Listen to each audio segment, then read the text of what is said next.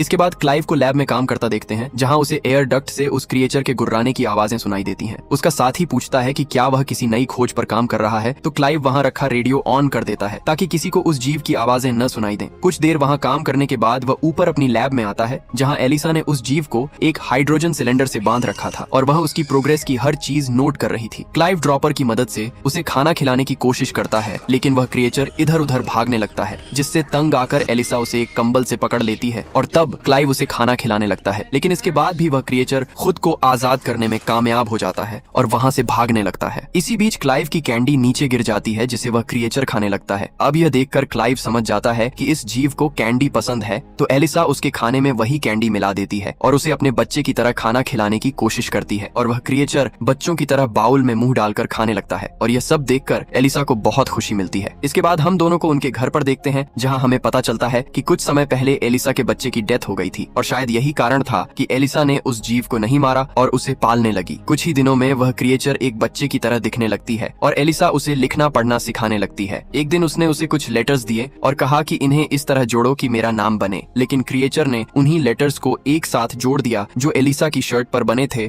यह देखकर एलिसा काफी खुश होती है और उसे एहसास होता है कि यह क्रिएचर सिर्फ वैज्ञानिक खोज नहीं बल्कि अब एक विचित्र और समझदार प्राणी है। वह यह सब सोचकर खुश हो ही रही थी कि तभी क्लाइव वहां आ जाता है और उसे यह सब करने से मना करता है। क्लाइव नहीं चाहता कि इस जीव के बारे में किसी को पता चले, क्योंकि अगर वे पकड़े गए तो उनकी नौकरी भी चली जाएगी। लेकिन एलिसा को इन बातों से कोई फर्क नहीं पड़ता। वह उस जीव का नाम ड्रेन रखती है, क्योंकि इस क्रिएचर ने अभी अल्फाबेट से नर्ड लिखा था और उसे उल्टा करने पर ड्रेन बनता है। लेकिन यह बात क्लाइव को काफी अजीब लगती है और वह एलिसा पर गुस्सा करने लगता है। इसी बीच क्लाइव का भाई भी लैब में आ जाता है और ड्रेन उस पर हमला कर देती है। वह उसे नुकसान पहुंचा पाती उससे पहले एलिसा उसे वहां से दूर जाने को बोलती है और ड्रेन उसकी बात मानते हुए एक कोने में चली जाती है। अब क्लाइव के भाई ने ड्रेन को देख लिया था, तो अब इन्हें मजबूरी में उसे वहां से शिफ्ट करना पड़ता है। इसके बाद क्लाइव अपने भाई के पास जाता है और उसे सारी कहानी बताता है और उसे ड्रेन के बारे में किसी को न बताने को बोलता है। इधर जगह बदलने की वजह से ड्रेन की तबीयत काफी खराब हो रही थी, जिसे क्लाइव उसे एक पानी के टब में डाल देता है ताकि उसके शरीर का तापमान नॉर्मल हो जाए। लेकिन एलिसा को ऐसा लगता है कि क्लाइव ड्रेन को डुबोकर मार रहा है और अचानक होता भी ऐसा ही है। ड्रेन की बॉडी पानी में शांत हो जाती है। एलिसा को लगता है कि ड्रेन मर गई, लेकिन अगले पल वह पानी में सांस लेने लगती है और उसकी तबीयत में सुधार होने लगता है। उसी रात एलिसा उसे अपने बच्चे का टॉय देती है और उसे कहती है कि वह हमेशा उसके साथ रहेगी। उसे सुलाने के बाद वह क्लाइव के पास आती है और वे दोनों काफी रोमांटिक होने लगते हैं। लेकिन वहीं हम देखते हैं कि पर्दे के पीछे से ड्रेन उन्हें देख रही है। इसके बाद हम कंपनी की बॉस को देखते हैं, जो प्रेस के सामने सबको बताती है कि उनकी कंपनी ने 2 ऐसे बायोलॉजिकल जीव बना दिए हैं जिनकी मदद से वे किसी भी बीमारी का इलाज ढूंढ सकते हैं।